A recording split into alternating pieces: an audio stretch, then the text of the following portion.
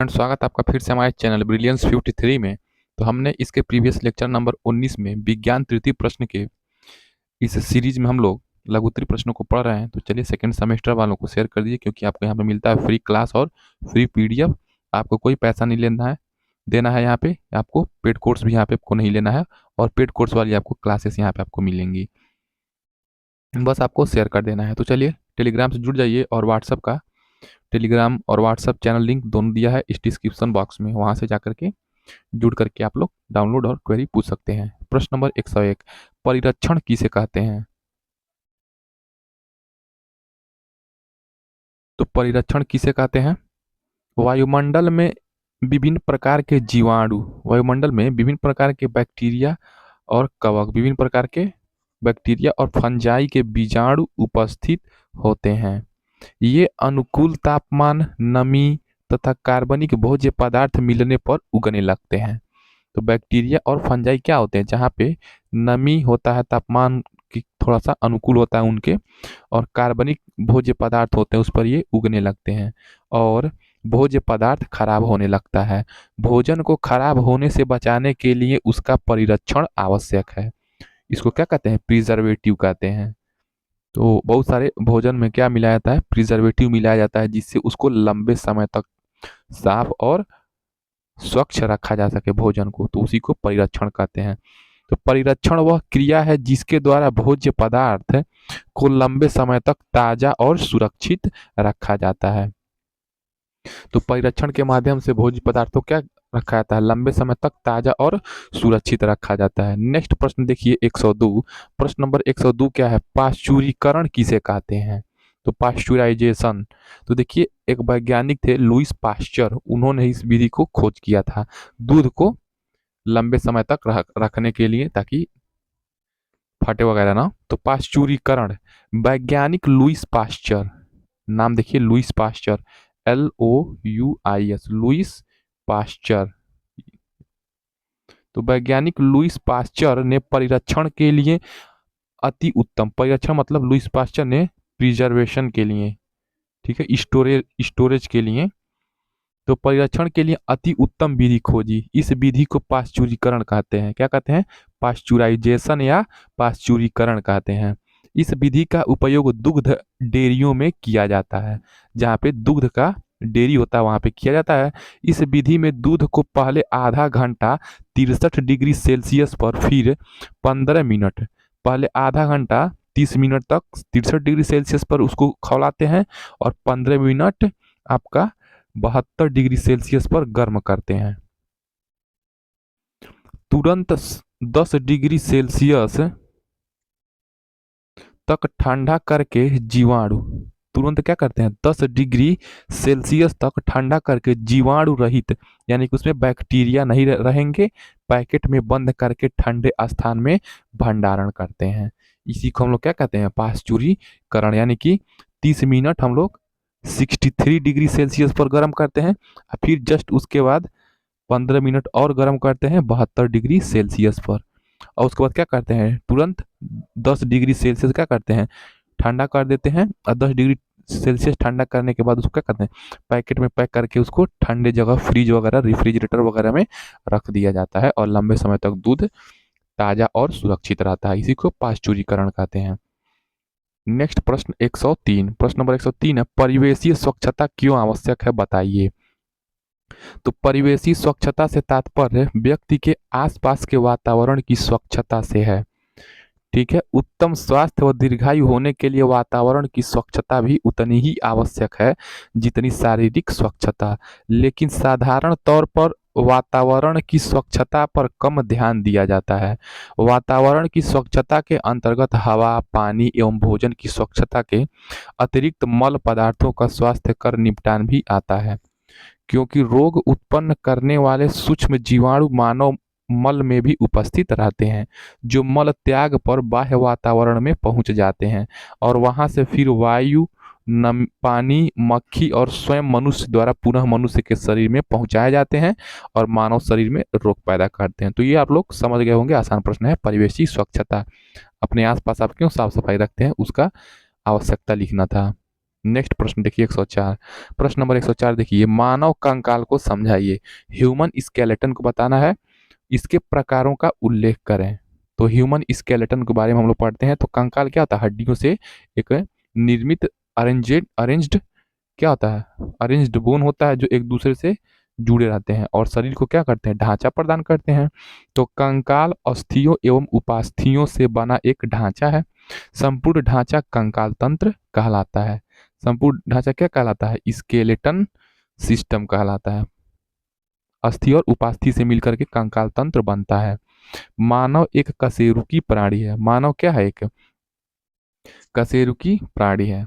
यानी कि मानव क्या होती है? रीढ़ की हड्डी होती है, इसीलिए उसको कशेरुकी प्राणी कहते हैं। मानव को रूप तथा आकार देने के लिए ढांचे की आवश्यकता होती है। कंकाल के द्वारा हृदय, फेफड़े, आंखों जैसे कोमल अंगों की सुरक्षा होती है। मानव का चलना, दौड़ना, मुट्ठी बांधना, सुई पकड़ना व झुकना आदि कार्य का करना कंकाल द्वारा ही संभव है। कशेरुकी प्राणियों में कंकाल दो तरह का होता है। ठीक है, कशेरुकी प्राणियों में यानी कि जिसमें स्पाइनल कॉर्ड पाए जाते हैं, उनकी हम लोग क्या कहते हैं? कशेरुकी प्राणी, स्पाइनल कॉर्ड। तो उसमें कशेरुकी प्राणियों में दो प्रकार के कंकाल होते हैं। एक होता है बाह्य कंकाल और एक होता है अंतः कंकाल। तो बाह्य कंकाल और अंतः कंकाल हम लोग देखेंगे। तो बाह्य कंकाल बाह्य रूप से दिखाई देने वाला कंकाल होता है। यह त्वचा के चर्म और उपचर्म से बना होता है। बाह्य कंकाल क्या है? चर्म और उपचर्म से बना हुआ है, यानी कि डर्मिस और एपिडर्मिस। ये इसमें क्या होता है? बाह्य कंकाल में डर्मिस होता है और एपिडर्मिस होता है।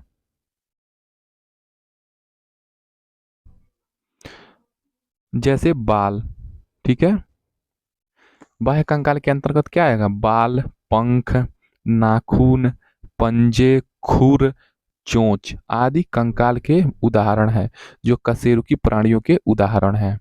तो आप कशेरुकी प्राणियों के उदाहरण में भी लिख सकते हैं।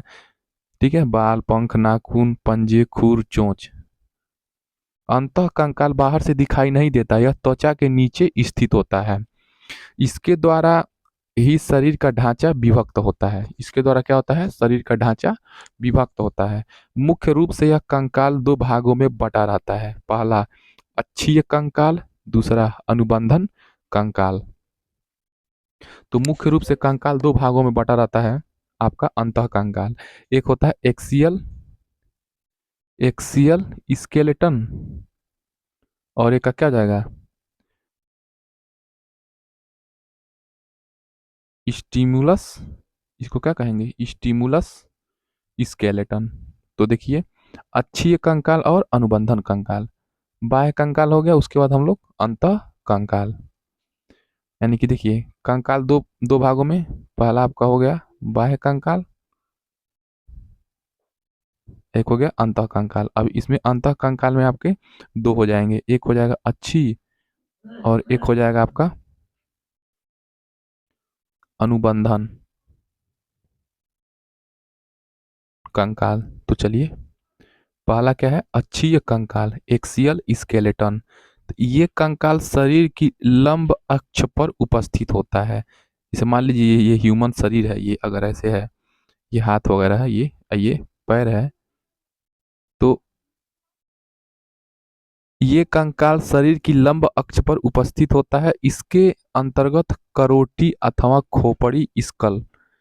तो एक्सियल, जैसे मान लीजिए ये मनुष्य है अगर,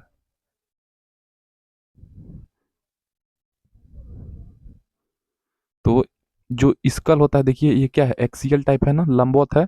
तो इसमें स्कल आएगा, वर्टेब्रल कॉलम आएगा, यानी कि कशेरुक दंड आएगा, यानी कि पीछे का जो ये रीढ़ की हड्डी टाइप होती है। पसलियां आएंगी, रिब्स, ये सब रिब्स आएंगी और स्टर्नम या उरोस्थी होते हैं। तो अच्छी कंकाल में आपका खोपड़ी आएगा, वर्टेब्रल कॉलम आएगा, पसलियां आएंगी और स्टर्नम आएंगे। दूसरा हो जाएगा अनुबंधी कंकाल, एपेंडिक्यूलर स्केलेटन। तो देखिए, यह कंकाल शरीर की लंब अक्ष के दोनों ओर स्थित होता है। इसके अंतर्गत अंश मेखला एवं श्रोणि मेखला और भुजाओं की अस्थियां होती हैं। तो दो प्रकार के आपके एक अच्छी में हो जाएगा आपका स्कल हो जाएगा, वर्टेब्रल कॉलम हो जाएगा, कशेरुक दंड, पसल यानी कि रिब्स यानी बाता, और स्टर्नम यानी कि उरोस्थी। स्टर्नम आपका ये जो पसलियां होती हैं उसी के नीचे होता है स्टर्नम, ऐसे होता है स्टर्नम। और अनुबंधी कंकाल क्या होते हैं, जो लंब अक्ष के दोनों ओर, जैसे लंब अक्ष ये है तो यहाँ पे लंब अक्ष के दोनों ओर, इसी को हम लोग क्या कहेंगे, लंब अक्ष के दोनों ओर। ये आपका मुंडी हो गया और ये पैर वगैरह हो गया, तो जो ये हाथ वगैरह है इसको लंब अक्ष के दोनों ओर स्थित करते हैं। इसके अंतर्गत अंश मेखला और श्रोणि मेखला और भुजाओं की अस्थियां होती हैं। तो देख लेंगे, इंपॉर्टेंट प्रश्न है ये। कंकाल, कंकाल को दो भागों में, बाह्य कंकाल, अंतः कंकाल। अंतः कंकाल को एक अच्छी कंकाल और एक अनुबंधन कंकाल। तो अच्छी कंकाल में स्कल आएगा, वर्टिब्रल कॉलम आएगा, रिब्स और स्टर्नम। अनुबंधी कंकाल में क्या आएगा, श्रोणि मेखला, अंश मेखला और भुजाओं की अस्थियां। नेक्स्ट प्रश्न 105, प्रश्न नंबर 105 क्या है, vitamin A B, vitamin A, vitamin B, vitamin C, vitamin D, vitamin E, vitamin K की प्राप्ति स्रोत, यानी कि ये विटामिन कहाँ से कहाँ किस किस भोज्य पदार्थों से मिलते हैं एवं इनकी कमी से होने वाले रोग बताइए। तो देखिए, दो प्रकार के विटामिन होते हैं, एक वसा में घुलनशील और एक जल में घुलनशील। तो वसा में घुलनशील होता है ए डी ई के, बाकी जो बचा है जल में। तो बी और सी क्या होता है, जल में घुलनशील विटामिन होते हैं। तो विटामिन ए क्या हो जाएगा आपका, वसा में घुलनशील। तो विटामिन ए आँखों, बाल एवं त्वचा को स्वस्थ रखता है। अगर आपके शरीर में विटामिन ए की कमी हो जाएगी तो आँख, बाल, ये क्या हो जाएंगे, आँखों के नीचे क्या होगा, डार्क सर्किल्स हो जाएंगे और बाल झड़ने लगेंगे और त्वचा क्या हो जाएगी, रूखी हो जाएगी, ये विटामिन ए की कमी से। विटामिन ए मिलता है पालक में, गाजर में, आम में, मक्खन में, मछली का तेल, टमाटर, पीले नारंगी फल आदि में पाया जाता है। इसकी कमी से रतौंधी नामक रोग हो जाता है। यानी कि विटामिन ए की कमी से क्या होता है, आँख, बाल, त्वचा को भी स्वस्थ रखता है और इसमें रतौंधी नामक रोग होता है विटामिन ए की कमी से। और विटामिन बी क्या है, जल में घुलनशील है। तो विटामिन बी देखिए, विटामिन बी पानी में घुलनशील है, ठीक है। इसकी कमी से शरीर में बेरी बेरी नामक रोग हो जाता है। इसका शरीर में संचय नहीं होता, विटामिन बी शरीर में नहीं रहता है। विटामिन बी में कई विटामिन शामिल हैं। बी 1, विटामिन बी के क्या है, सब कैटेगरीज हैं। बी 1 को कहते हैं थायमिन, ये क्या है, रासायनिक नाम है विटामिन का, वैज्ञानिक नाम है। तो विटामिन बी 1 को थायमिन, विटामिन बी 2 को राइबोफ्लेविन और विटामिन बी 3 को नियासिन, विटामिन बी 4 को फॉलिक एसिड और विटामिन बी 6 को पायरिडॉक्सिन कहते हैं। क्या कहते हैं, पायरी पायरिडॉक्सिन कहते हैं। पायरिडॉक्सिन का स्पेलिंग ये है। तो सब ये क्या वैज्ञानिक नाम हो जाएंगे। तो विटामिन बी 1 होता है थायमिन, बी 2 होता है आपका राइबोफ्लेविन, विटामिन बी 3 होता है niacin, vitamin B 4 folic acid, vitamin B 6 pyridoxine. तो विटामिन बी हो गया बेरी बेरी। और विटामिन सी देखिए, विटामिन सी, तो यह दांतों तथा हड्डियों को कैल्शियम प्राप्ति में सहायक संक्रमण से बचाव करता है। अगर आपके दांत वगैरह खराब हो रहे हैं तो विटामिन सी की कमी है। दांत और हड्डियां अगर कमजोर हो रही हैं तो विटामिन सी की कमी है, कैल्शियम की कमी है। तथा रक्त शोधन का कार्य भी करता है। विटामिन सी क्या करता है, ब्लड प्योरिफिकेशन में भी सहायता करता है। यह विटामिन संतरा, खट्टे फलों में मिलता है, संतरा, आम, टमाटर, नींबू, अमरूद, मौसमी, आंवला एवं हरी मिर्च आदि में पाया जाता है। इसकी कमी से स्कर्वी नामक रोग हो जाता है, विटामिन सी की कमी से। अब विटामिन डी देखिए, विटामिन डी, तो विटामिन डी दांतों एवं अस्थियों को मजबूत बनाता है।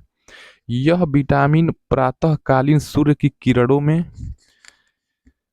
यह विटामिन प्रातःकालीन सूर्य की किरणों में मक्खन, अंडा, दूध, मछली का तेल एवं यकृत में पाया जाता है। इसकी कमी से सूखा रोग हो जाता है। विटामिन डी की कमी से क्या होता है, सूखा रोग होता है। अब विटामिन ई देखिए, पांचवा विटामिन ई, तो विटामिन ई संतानोत्पादन की शक्ति प्रदान करता है। यह विटामिन दूध, मक्खन, सब्जियों एवं मांस में पाया जाता है। इसकी कमी से जननांग प्रभावित होते हैं, विटामिन ई की कमी से। अब देखिए नेक्स्ट विटामिन, विटामिन के, विटामिन के, तो विटामिन के शरीर के बहते रक्त को जमाकर चोट लगने पर रोकता है, यानी कि ब्लड का आपका थक्का बनना क्या होता है, विटामिन के की वजह से ही ब्लड थक्का बनता है, नहीं तो क्या होता है, अगर कहीं पे कट जाता तो खून बहता ही रहता। तो विटामिन के बहुत ज़रूरी है। तो यह विटामिन, इवन विटामिन आपके शरीर के लिए, विटामिन थोड़ा सा भी कमी हुआ या ज़्यादा हुआ तो नुकसान है शरीर के लिए। चाहे कार्बोहाइड्रेट हुआ, चाहे प्रोटीन हो गया, चाहे फैट्स हो गया, ये शरीर में सब क्या होंगे, बैलेंस होना चाहिए, तभी ह्यूमन रह पाएगा। यह विटामिन पालक, गोभी, दूध आदि में मिलता है। तो यह विटामिन कहाँ मिलता है, पालक में, गोभी में, दूध आदि में मिलता है। इसकी कमी से शरीर में रक्त का थक्का नहीं बनता है। नेक्स्ट प्रश्न देखिए 106, प्रश्न नंबर 106 क्या है, साधनों के आधार पर प्रोटीन कितने प्रकार की होती है बताइए। तो साधनों के आधार पर प्रोटीन दो प्रकार की होती है, हम लोग हेडिंग डालेंगे। तो साधनों के आधार पर प्रोटीन दो प्रकार की, पहला जंतु प्रोटीन, एनिमल प्रोटीन, यानी कि जंतु से प्रोटीन मिलता है, मांस से प्रोटीन मिलता है, मछली से प्रोटीन मिलता है, अंडे से प्रोटीन मिलता है, और दूध से प्रोटीन मिलता है, आदि से प्राप्त प्रोटीन, ये जंतु प्रोटीन हो गया। क्योंकि ये सब क्या है, जंतुओं से मिलता है। मांस भी क्या होता है, जंतुओं से मिलता है। मछली भी क्या है, जंतु, जीव जंतु। अंडा भी क्या है, जीव जंतु। मुर्गी है, चाहे बत्तख का अंडा हो गया। दूध क्या है, गाय भैंस, तो ये भी क्या है, जंतु प्रोटीन हो जाएगा। दूसरा क्या हो जाएगा, वनस्पति प्रोटीन, वेजिटेबल प्रोटीन। तो वनस्पतियों से प्रोटीन कहाँ कहाँ मिलती है, दाल में प्रोटीन मिलता है, सेम में मिलता है, सोयाबीन में बहुत ज़्यादा प्रोटीन मिलता है, फलियां तथा गिरीदार फलों से प्राप्त प्रोटीन। नेक्स्ट प्रश्न देखिए 107, प्रश्न नंबर 107 क्या है, जल एवं वसा में घुलनशील विटामिन कौन कौन से हैं। तो वसा में घुलनशील देखिए, और जल में घुलनशील विटामिन बी तथा सी हैं, और वसा में घुलनशील विटामिन जैसे विटामिन ए, डी, ई के, मैंने आपको पहले ही बता दिया है। और विटामिन के कहाँ कहाँ से मिलते हैं, तो विटामिन के मुख्य स्रोत, मेन सोर्स ऑफ विटामिन। तो मेन सोर्स ऑफ वाइटामिन देखिए, तो विटामिन के अनाज, हरी सब्जियां, दालें, दूध, घी, पनीर, मांस, छिलकेदार फल, अंकुरित बीजों में प्रचुर मात्रा में पाए जाते हैं। तो विटामिन के बस यहाँ पर कहा है कहाँ पाए जाते हैं, तो अनाज में, हरी सब्जियों में, दाल में, दूध में, घी, पनीर, मांस, छिलकेदार फल, अंकुरित बीज या चनों में पाए जाते हैं। नेक्स्ट प्रश्न देखिए 108, प्रश्न नंबर 108 क्या है, पायरिया के कारण एवं उपचार बताइए। तो दांत पे क्या होती है आपकी, पायरिया लग जाती है बहुत लोग। तो ये पायरिया क्या है, एक जन साधारण में फैलने वाला, नॉर्मल है। तो यह रोग वयस्कों में अधिकतर पाया जाता है। इस रोग से दांतों से बदबू आने लगती है तथा मसूड़ों से रक्त बहने लगता है। दांत धीरे धीरे गिरने लगते हैं पायरिया के कारण। तो पायरिया के कारण, तो पायरिया होने के कारण निम्नलिखित हैं। पहला, दांतों की सफाई न करना, ठीक है। दूसरा, मसूड़ों का अस्वस्थ होना, ये पायरिया के कारण है। अब पायरिया के उपचार देखिए, जब बीमारी है तो उपचार भी होगा। तो पायरिया के रेमेडी क्या है, ठीक है। हमने इसके पहले पायरिया के डायग्नोस पढ़ा था कि क्यों इसके रीजन होते हैं, दांतों की सफाई नहीं करेंगे तो पायरिया हो जाएगी, और मसूड़ों का अस्वस्थ। लेकिन पायरिया के उपचार में हम लोग क्या देखेंगे, तो रोगग्रस्त होने पर चिकित्सक की सलाह लेनी चाहिए, मसूड़ों की ठीक प्रकार से मालिश करनी चाहिए। तीसरा, खोखले दांतों व दाढ़ों को भरवा लेना चाहिए। चौथा, दांतों की नियमित प्रतिदिन सफाई करना जरूरी है। पांचवा, विटामिन भोजन में विटामिन ए व सी की उचित मात्रा लेनी चाहिए, यानी कि जहाँ पे विटामिन ए और विटामिन सी से रिलेटेड भोजन है वो आपको अवश्य लेनी चाहिए। नेक्स्ट प्रश्न देखिए 109, प्रश्न नंबर 109 क्या है, रक्त परिसंचरण तंत्र क्या है। तो देखिए रक्त परिसंचरण तंत्र, तो रक्त परिसंचरण तंत्र, सर्कुलेशन सिस्टम। तो परिसंचरण तंत्र देखिए, जीवित अवस्था में रक्त शरीर में सदैव संचरण करता रहता है। रक्त के इसी भ्रमण करने की क्रिया को रक्त परिसंचरण कहा जाता है। जब आप जीवित हैं तो आपके शरीर में क्या होती है, ब्लड पूरे शरीर में परिवहन करती है, तो इसी को हम लोग क्या कहते हैं, रक्त परिसंचरण। हृदय एवं रक्त वाहिकाओं में से होकर ही रक्त शरीर में प्रवाहित होता है। जो ब्लड वेसल्स होते हैं और हार्ट क्या करता है, पंप करता है ब्लड को पूरे शरीर में। तो रक्त जिस स्थान से अपनी यात्रा शुरू करता है, जिस स्थान से अपनी यात्रा शुरू करता है, समस्त शरीर में भ्रमण करने के पश्चात पूरा उसी स्थान पर पहुंच जाता है और इस चक्र पर ही जीवन पर्यंत परिक्रमा करता है। यानी कि ब्लड पूरे शरीर में कैसे जाता है, उसका क्या है, एक रूट है। एक परिक्रमा का चक्र इस प्रकार से है। रक्त बाएं निलय से, रक्त कहाँ से निकलता है, बाएं निलय से। चलिए हम आपको डायग्रामेटिक सॉल्यूशन बनाते हैं हृदय का। तो देखिए, मान लीजिए अगर ये हृदय है, छोटा सा बनाते हैं हमें, तो चलिए मान लीजिए ये हृदय है, ठीक है। ये ऐसे हम थोड़ा सा बना देते हैं। मान लीजिए ये हृदय है, 4 चेम्बर है, ठीक है। इसको हम लोग कहेंगे अलिंद। ऊपर वाले को क्या कहेंगे, अलिंद, और नीचे वाले को कहेंगे निलय। तो ये हो गया आपका राइट, और ये हो गया लेफ्ट। ये हो गया राइट, ये हो गया लेफ्ट। तो ऊपर दोनों क्या है, अलिंद है। ये भी अलिंद, ये भी अलिंद, और ये निलय और ये निलय। तो देखिए, तो रक्त बाएं निलय में, बाएं मतलब देख लीजिए लेफ्ट, तो लेफ्ट निलय देखिए, यानी कि ये वाला कलर चेंज कर देते हैं।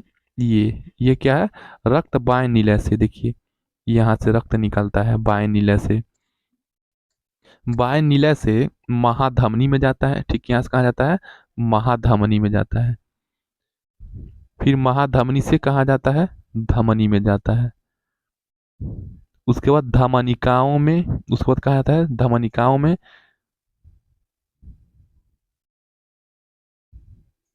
उसके बाद आपका कोशिकाओं में, उसके बाद आपका जाता है सेल में जाता है। उसके बाद सिरिकाओं में जाता है। उसके बाद सिराओं में जाता है। उसके बाद महासिराओं में जाता है। उसके बाद कहाँ चला जाता है, दाएं अलिंद में। कहाँ चला जाता है, दाहिने अलिंद में। तो देखिए राइट ये है ना, तो इसमें किस में चला जाता है, दाहिने अलिंद में। यानी कि क्या, ऐसे क्रॉस सेक्शन, यानी कि ब्लड यहाँ से निकलता है, फिर यहाँ से परिसंचरण करते हुए दाहिने अलिंद में चला जाता है। ठीक है, सिंपली याद रखेंगे, इस तरह आपको याद रहेगा, दाहिने अलिंद में चला जाएगा।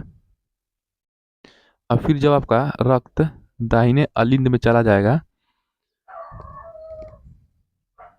फिर वहां से दाहिने निलय में, जब यहाँ पे दाहिने अलिंद में आ गया, तो फिर क्या होगा, यहाँ से निकल करके दाहिने निलय में चला आता है। अब फिर क्या होता है, फुफ्फुसीय धमनी में। उसके बाद कहाँ जाता है, यहाँ से निकल के फुफ्फुस धमनी में जाता है। अब फुफ्फुस धमनी से फुफ्फुस सीरा में जाता है। अब फुफ्फुस सीरा में जाने के बाद कहाँ जाता है आपका, बाएं अलिंद में। उसके बाद कहाँ आता है, ऐसे घूमते घूमते आपका कहाँ आता है, यहाँ पे देखिए लेफ्ट वाला ये अलिंद है, बाएं अलिंद में जाता है, और पुनः बाएं अलिंद में, और पुनः बाएं निलय में। ये क्या, पुनः बाएं अलिंद है ये। अब यहाँ से निकल के फिर से बाएं निलय में पहुंचकर फिर इसी चक्र के आधार पर पूरे शरीर में जीवित अवस्था में लगातार प्रवाहित होता है। तो चलिए मैंने आपको ये बता दिया। देखिए मैं एक बार आपको वैसे डायग्रामेटिक बता देता हूँ। मान लीजिए यह हृदय है, ठीक है, 4 चेम्बर होते हैं। तो ये आपका लेफ्ट, ये आपका राइट, ये है आपका लेफ्ट, फिर ये है आपका राइट, ये है फिर लेफ्ट। ऊपर के दोनों चेम्बरों को हम लोग कहते हैं अलिंद। बस बायां दायां आप लोग जोड़ लेंगे, तो ये क्या हो जाएगा, दाहिना अलिंद, और ये क्या हो जाएगा, बायां अलिंद। ये हो जाएगा दाहिना निलय, और ये हो जाएगा आपका बायां निलय। तो उस प्रकार आपका ब्लड कैसे निकलता है, पहले आपका बाएं निलय से यहाँ से निकलता है, फिर बाएं निलय से निकलने के बाद आपका कहाँ जाता है, दाहिने अलिंद में। दाहिने अलिंद में निकलने के पश्चात आपका ब्लड कहाँ जाता है, फिर दाहिने अलिंद से आपका जाता है दाहिने निलय में। और फिर दाहिने निलय से कहाँ में जाता है आपका ब्लड, दाहिने निलय से आपका जाता है फिर से बाएं अलिंद में। ये याद रखेंगे, क्रॉस सेक्शन ऐसे याद रखेंगे कि यहाँ से निकल करके यहाँ जाता है, और फिर यहाँ से निकल करके, नहीं सॉरी, मान लीजिए ये चारों चेम्बर है।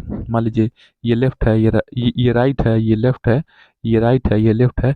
तो यहाँ से निकलेगा तो यहाँ जाएगा, और फिर यहाँ जाएगा, और फिर यहाँ से आपका यहाँ जाता है, फिर यहाँ से आपका यहाँ चला जाता है, और फिर यही प्रोसेस क्या होता है, रिपीट होता रहता है। तो चलिए आप लोग ब्लड कैसे शरीर में संवहन करता है, कैसे चलता है ब्लड, पूरे शरीर में कैसे प्यूरिफिकेशन होता है, और कहाँ कहाँ से ब्लड पंप होता है हृदय के माध्यम से, हम लोगों ने परिसंचरण तंत्र पढ़ लिया। आप लोग हो सके तो आप लोग इसका इमेज भी बना सकते हैं, परिसंचरण तंत्र का हृदय के माध्यम से समझा सकते हैं। चलिए नेक्स्ट प्रश्न हम लोग नेक्स्ट वीडियो से पढ़ते हैं। तब तक हमारे चैनल को सब्सक्राइब कर दीजिए, वीडियो पसंद है तो लाइक कर दीजिए। सेकंड सेमेस्टर वाले प्रशिक्षुओं के साथ शेयर करना ना भूलिए, क्योंकि आपको यहाँ पे मिलता है फ्री क्लास और फ्री पीडीएफ, कोई आपको पेड पैच नहीं लेना है। मिलते हैं नेक्स्ट वीडियो में। जय हिंद।